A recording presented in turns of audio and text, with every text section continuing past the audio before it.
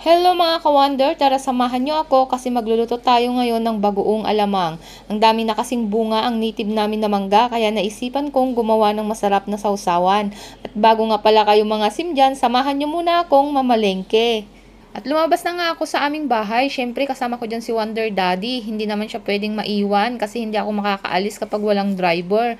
Hindi pa kasi ako marunong mag-drive sa trimotor namin. At syempre, hindi pa pahuli si Bunso. Laging present yan kapag namamalingki kami. Nauuna pa talaga siyang sumakay. Ganyan si Bunso namin. Lalo na kapag nakita niyang nakabihis na kami, nakabantay na siya at hindi na talaga humihiwalay sa amin. Kaya kapag namamalingki kami, one for all for one talaga. Bago nga kami mamalingki, mga ka-wonder, ay naghatid muna ako ng order. Ganun ang mindset namin ni Wonder Daddy. Kung umaalis kami sa bahay, iniisip namin kung ano yung mga bagay na pwede pa namin gawin para sa aming mga pangkabuhayan. Dahil sa panahon ngayon, mga ka-wonder, ay kailangang magdubli kayod, lalo na't maraming umaasa sa atin na mga mahal natin sa buhay. Andito na nga kami sa prutasan ni Madam Tess, mga ka-wonder. Dito kami laging bumibili ng mga prutas, ricado at mga Baguio vegetables. Kasi dito talagang subok ko na ang mga prutas nila. Laging bago at marami talaga kayong pagpipilian. Dito nga mga ka-wonder ay bumili na rin ako ng pansit, pandagdag sa babaunin namin na magbi-beach kasama ang pamilya at ang Team Wonder Family Community. Syempre, hindi talaga mawawala ang pansit kapag may handaan kasi sabi nga nila ito ay pampahaba daw ng buhay.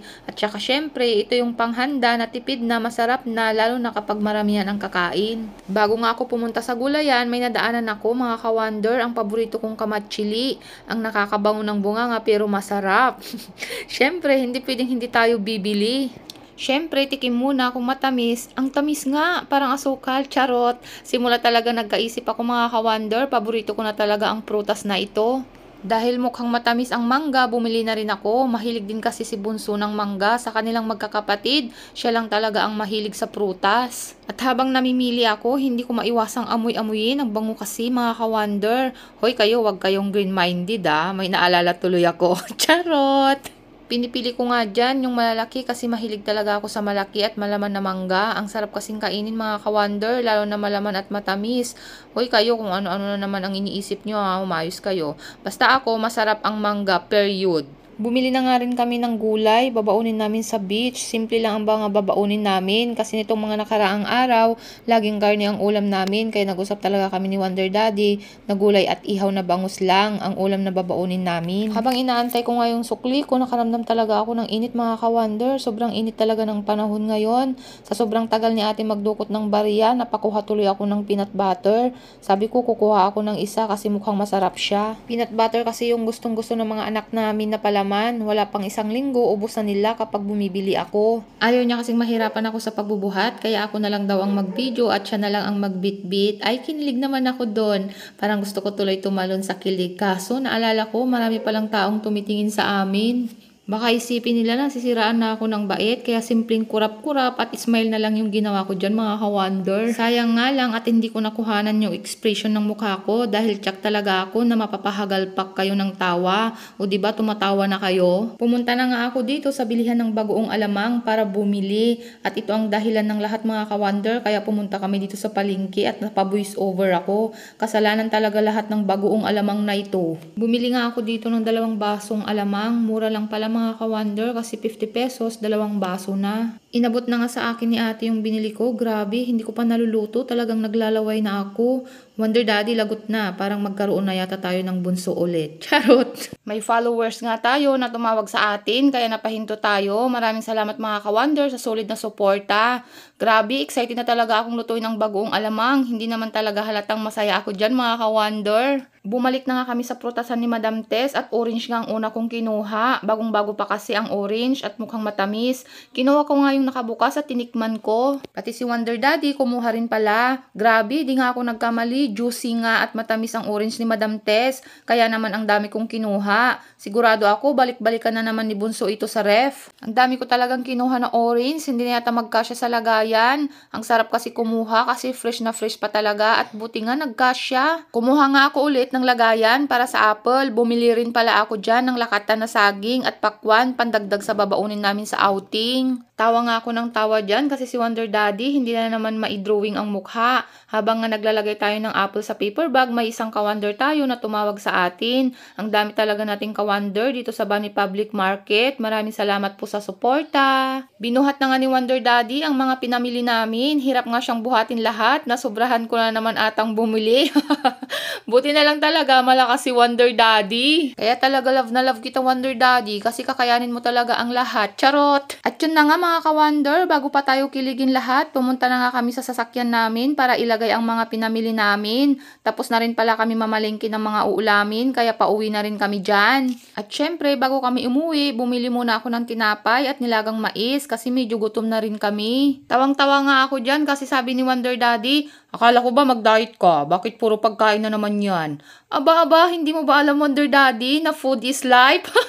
Andito na nga kami sa bahay at nagbababa ng mga pinamili namin. Pagkatapos nga namin maibaba ang mga pinamili namin, dumiretso na nga ako sa kusina para mag-prepare ng mga gagamitin sa lulutuin kong bagoong alamang. Una ko nga ginawa ay naghiwa ng sibuyas. 2 sibuyas nga ang ginamit ko dyan. Hiniwa ko lang ng katamtaman. Pasensya na mga ka-Wonder, ganyan talaga ako maghiwa. At least nahiwa ang sibuyas, di ba? Pagkatapos ng sibuyas, nagpitpit naman ako ng bawang. Isang buo pala ginamit ko dyan. Para sa akin kasi mga ka-Wonder, mas masarap ang niluluto ko pag maraming ricado. Syempre, may kanya-kanya naman tayo ng diskarte sa pagluluto. At tara na nga mga ka-Wonder, samahan nyo ako sa journey ko sa pagluluto. Pinainit ko na nga dyan ang paglulutuan. Inantay ko muna na uminit bago ko nilagyan ng mantika. Nung mainit na nga ang mantika, una kong nilagay ang bawang, hinalo-halo ko muna, tapos nung medyo brown na ang bawang, sunod ko namang nilagay ang sibuyas. Para sa akin kasi, mas maaamoy mo ang ricado kapag medyo brownish ang pagkaluto niya. Hinalo-halo ko nga muna ang ricado para maging pantay ang pagkaluto ng sibuyas at bawang. Habang nga naghahalo ako, di ko maiwasang mapasayaw. Ganyan ako mga ka-Wonder, lalo na kapag gustong-gusto ko yung ginagawa ko. Lalong-lalo na kapag naiisip ko yung mga pangarap namin sa buhay ni Wonder Daddy, lalo akong nai-inspired. Nilagay ko na nga dyan ang bagoong alamang. Hinalo-halo ko muna bago ko nilagyan ng pampasarap. At huwag kayong mag-alala mga ka-Wonder kasi kunti lang nilagay ko. Nasanay na kasi ako na maglagay ng ganyan. Nung medyo tuyo na nga yung bagoong alamang, nilagyan ko na rin ng suka. 2 balot nga ng suka nilagay ko dyan mga ka-Wonder para mag-agaw yung lasa niya na maasim at maalat. Pagkatapos, naglagay na nga rin ako ng asukal. Ang gusto ko na timpla ng bagoong alamang ay yung malalasahan mo yung asim pero hindi gaanong matamis. 10 scoop nga yung nilagay ko dyan na asukal. Pagkatapos kong lagyan ay hinalo-halo ko muna. Napapakanta pa nga ako dyan kasi sabi ng iba kapag sinasayawan mo at kinakantahan mo daw yung niluluto mo, mas lalo daw sasarap. Totoo ba yun mga ka-Wonder? Nung malapit na ngang maluto ang bagoong alamang, nilagay ko na rin yung siling labuyo. Favorite kasi ni Wonder Daddy ang manghang. Syempre, dahil mahal natin ang Wonder Daddy nyo, susundin natin ang request niya. Uy, kilig-kilig si Wonder Daddy. At yun na nga sa wakas, naluto na rin ang bagoong alamang ko. Natikman ko na rin pala yan mga ka-Wonder. Nakalimutan ko lang kuhanan. Sakto lang yung lasa niya. Ganyan lang ako magluto. Simple lang pero masarap. Diyan na in love sa akin si Wonder Daddy. Charot. Dahil luto na nga ang ating sausawan, pumunta na nga tayo sa munti nating farm.